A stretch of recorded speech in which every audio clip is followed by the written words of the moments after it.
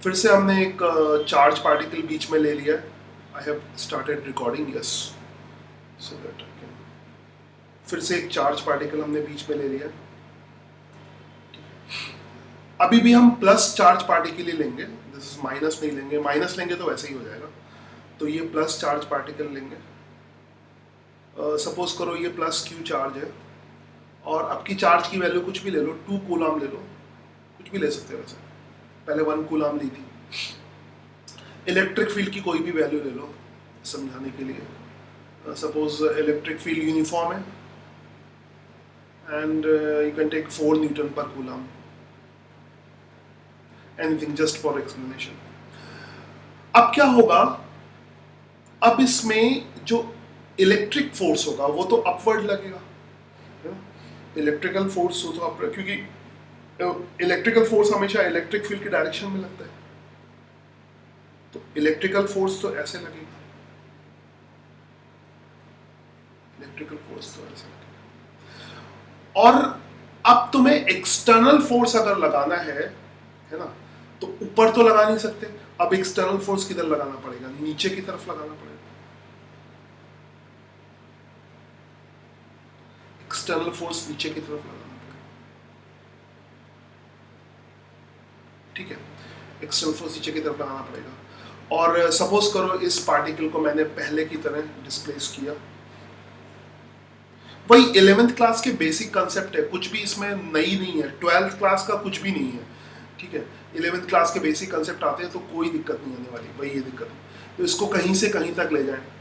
Suppose करो इस बार मैं सरफेस से ले जाता हूँ, है ना, सरफेस से ऊपर की तरफ ले जाता हूँ, कहीं से कहीं तक भी ले जाऊँ। तो सपोज सरफेस से मैं कुछ ले जाता हूँ 5 मीटर, स्ट्रेट लाइन,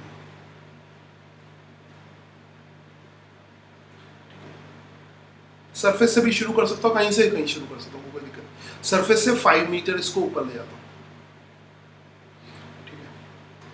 मतलब ये मैंने सेलेक्ट किया, बेस्ट यूज ऑफ सॉफ्टवेयर, वरना इसको थोड़ा सा अलग अलग बनाने में दिक्कत है। यहाँ से शुरू किया, और अब तुम्हें पता है कैसे भी ले जाओ आएगा तो 5 ही है ना, वो कॉस थीटा कंपोनेंट हो जाता है, तो मैं उसको एक्सप्लेन नहीं करना चाहता। तो इसको यहाँ से यहाँ तक ले गए, ठीक है। अब एक्सटर्नल फोर्स का वर्क डन कितना होगा, एक्सटर्नल फोर्स का वर्क डन हर जगह वही करना है, एक्सटर्नल फोर्स का वर्क डन निकालना है, ठीक है। Let me take white colour, yellow, क्योंकि व्हाइट कलर से एक्सटर्नल फोर्स दिखा है। तो अब एक्सटर्नल फोर्स का वर्क डन निकालेंगे, और तुम्हें पता है, और कंडीशन अभी भी वही होगी पोटेंशियल एनर्जी को डिफाइन करने में। हमेशा ये पोटेंशियल एनर्जी की डेफिनेशन देने में ये कंडीशन होगी कि एक्सटर्नल फोर्स किसके बराबर होना चाहिए, इलेक्ट्रिकल फोर्स के बराबर होना चाहिए, क्योंकि हम एक्सटर्नल फोर्स बाहर से लगा रहे हैं। यहां पर ये ध्यान रखना है हमेशा, नहीं तो फिर इलेक्ट्रिकल फोर्स के टर्म में डिफाइन करना पड़ेगा। Is it clear? इसलिए इसको फिलहाल एक्सटर्नल फोर्स के टर्म में डिफाइन करते हैं। Work done by external force कितना हो जाएगा, और अभी एग्जैक्ट डेफिनेशन भी दे दूंगा मैं इलेक्ट्रिकल फोर्स के टर्म में, क्योंकि एक्सटर्नल तो हम बाहर से लगा रहे हैं, वो लग नहीं रहा है, ठीक है। तो रियल डेफिनेशन जो है वो इलेक्ट्रिकल फोर्स के टर्म में होती है, मगर अगर रियल डेफिनेशन तो मैं समझाऊंगा तो प्रैक्टिकली दिमाग में नहीं बैठेगी, एक्सटर्नल से प्रैक्टिकली दिमाग में बैठती है कि अब एक्सटर्नल फोर्स का वर्क डन कितना होगा, दिस इज एफ एक्सटर्नल, मगर अब डिस्प्लेसमेंट तो ऊपर की तरफ है, ठीक है, ये डिस्प्लेसमेंट ऊपर की तरफ है और एक्सटर्नल फोर्स नीचे की तरफ है, तो एफ डी कॉस 180 डिग्री हो जाएगा, अगर फॉर्मूला पता हो तुम्हें वर्क डन का, है एफ एक्सटर्नल और डिस्प्लेसमेंट डी लेते हैं, और क्या होगा कॉस 180 डिग्री। इसका जो एग्जैक्ट फॉर्मूला होता है वो वेक्टर फॉर्म में होता है, work done is equal to, या ये एक्सटर्नल के नहीं, किसी भी वर्क डन के लिए, I hope you remember the formula, अगर 11th में पढ़ा होगा, work done is dot product of force and displacement.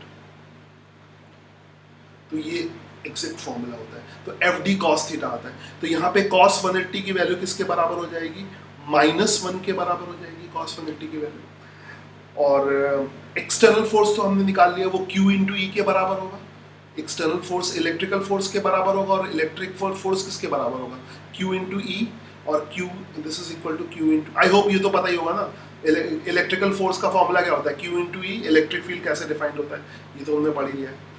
तो इलेक्ट्रिकल मैं न्यूमेरिकल फीलिंग देने के लिए मैंने वैल्यू ले रखी है 2 और 4 इलेक्ट्रिकल फोर्स हो जाएगा, तो ये फोर्स की वैल्यू आ जाएगी 8 Newton, just for numerical feeling है, तो 8 न्यूटन आ जाएगा। तो एक्सटर्नल फोर्स कितना हो गया, 8 न्यूटन हो गया, और डिस्प्लेसमेंट कितना हो गया 5, और कितना हो गया cos 180 डिग्री कितना हो गया -1 हो गया, तो इट इज -42। तो एक्सटर्नल फोर्स का जो वर्क डन होगा that is equal to change in potential energy. ठीक है, अब इसमें क्या मतलब हुआ, माइनस का क्या मतलब हुआ कि अब एक्सटर्नल फोर्स को वर्क डन मिलेगा, उसको करना नहीं पड़ेगा। ठीक है, अब जैसे इलेक्ट्रिकल फील्ड पे कोई चार्ज रखोगे तो अपने आप ही ऊपर जाएगा, उसको ऊपर ले जाना नहीं पड़ेगा। ठीक है, इलेक्ट्रिकल फोर्स चार्ज को इलेक्ट्रिक फील्ड की डायरेक्शन में ऊपर ही ले जा रहा है, हमें उसको थोड़ा रोकना पड़ रहा है, पीछे की तरफ लगाना पड़ रहा है। पहले क्या था, इलेक्ट्रिकल फोर्स पुल कर रहा था उसको अपनी तरफ और हमें ऊपर ले जाना पड़ रहा था। इसमें क्या होगा, एक्सटर्नल फोर्स को एनर्जी मिलेगी, एक्सटर्नल जो भी होगा। अब जैसे यहाँ पर हो, यहाँ पर इलेक्ट्रिक फील्ड चार्ज को खुद ही ऊपर की तरफ ले जाएगा। ठीक है, इलेक्ट्रिकल, तो इलेक्ट्रिक फोर्स जो है वो एनर्जी सप्लाई करेगा, और यहाँ पर हमें नेगेटिव एनर्जी का मतलब क्या हुआ, एक्सटर्नल एजेंट को एनर्जी मिलेगी, मगर यही इसका चेंज इन पोटेंशियल एनर्जी होगा। तो चेंज इन पोटेंशियल एनर्जी इसमें कितना होगा, अगर ये यहाँ से यहाँ जाता है तो चेंज इन पोटेंशियल एनर्जी कितना हो जाएगा, -42। ठीक है, तो ये ध्यान रखोगे, इस केस में माइनस हो जाएगा। तो इतना समझने के बाद हमें जो मेन फॉर्मूला पता लगा, अब इसको थोड़ा टेक्निकली लिख देता हूँ। चेंज इन पोटेंशियल एनर्जी क्या होता है, work done by external agent, और ये कितना होगा, इसको टेक्निकल फॉर्म में लिखें तो that is dot product of external force into displacement. ठीक है, मगर एक चीज है, जब हमने डिफाइन किया तो एक्सटर्नल फोर्स इलेक्ट्रिकल फोर्स के बराबर होगा और अपोजिट होगा।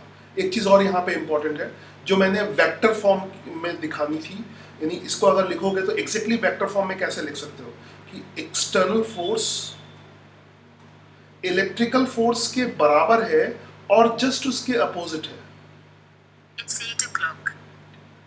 ये माइनस ऑफ माइनस लगाओगे क्योंकि मैग्नीट्यूड तो बराबर है मगर डायरेक्शन की अपोजिट है।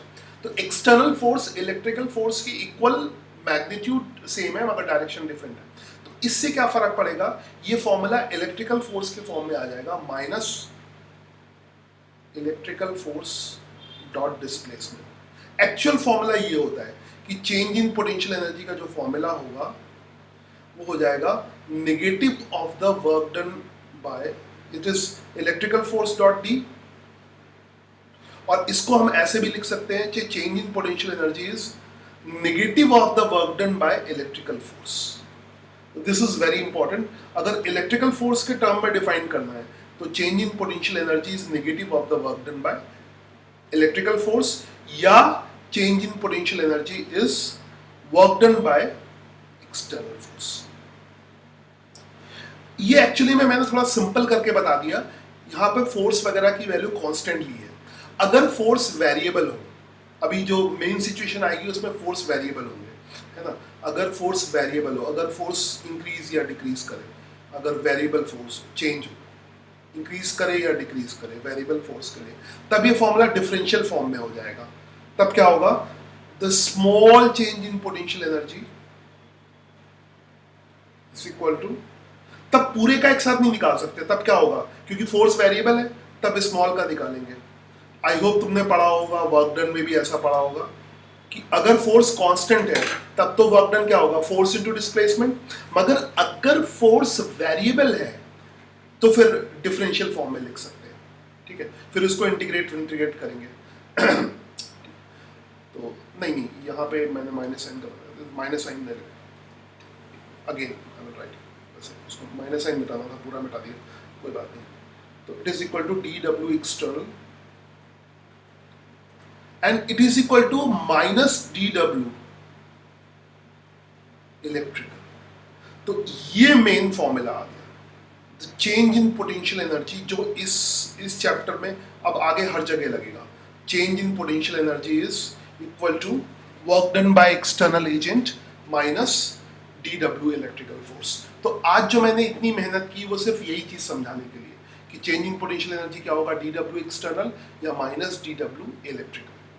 तो अगर तुम ये लगाते हो, ये डायरेक्ट लगाते हो माइनस dW इलेक्ट्रिकल, तो तुम्हें एक्सटर्नल फोर्स लेने की जरूरत नहीं है, ठीक है।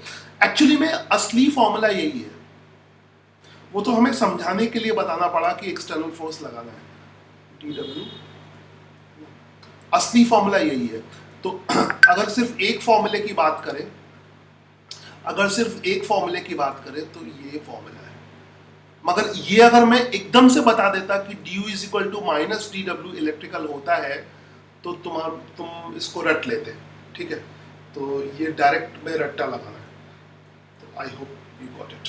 तो मतलब इस फॉर्मूले से, इस अकेले फॉर्मूले से काम चल सकता है। यानी अगर हमें ये पता हो तो हम कुछ भी कर सकते हैं आगे, एक्सटर्नल फोर्स भी लगाने की जरूरत नहीं है। मतलब वो एक्सटर्नल फोर्स लगा के दिखाने की जरूरत नहीं, खाली इलेक्ट्रिकल फोर्स से निकाल के बता सकते हैं। जैसे इस सिचुएशन में हम एक्सटर्नल लगाए ही नहीं, हमें इलेक्ट्रिकल फोर्स से निकालना है, तो सीधे निकाल ले। इलेक्ट्रिकल फोर्स तो पता ही है ना, वो भी तो उतना ही है, 8 न्यूटन, ठीक है। तो ये हमें समझाने के लिए लगाना पड़ रहा है, इसकी जरूरत नहीं है। आई होप तुम समझ गए होगे।